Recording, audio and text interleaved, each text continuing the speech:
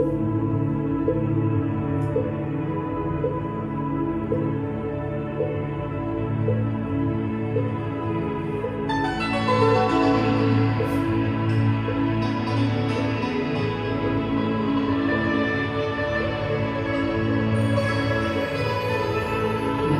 vô minh và để vô minh và để mong buồn tan biến thì ánh sáng lên chiếu xuống nhân gian là tất cả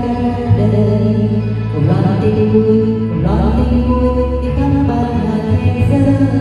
thì ánh sáng lên chiếu xuống nhân gian là tất cả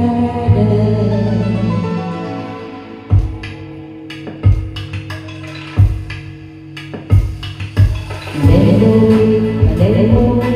Để mong buồn tan biến thì ánh sáng lên chiếu xuống nhân gian là tất cả đời cùng lo tin vui thì khắp bao thế giới thì ánh sáng lên chiếu xuống nhân gian là tất cả đời. Là người cùng ăn man này ca đức bao tàn xây là người cùng ăn man người tất cả đời cùng nhau cùng nhau đang chờ tình lo tin vui là tất cả đời.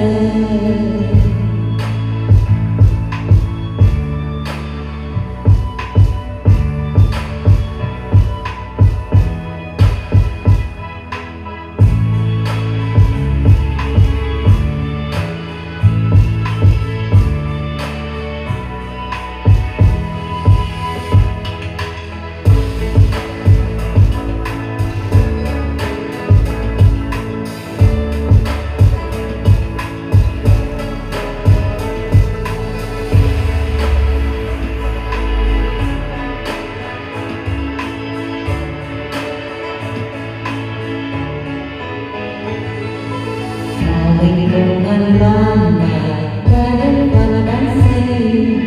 là mình cùng ăn ban mình để tất cả đời cùng nhau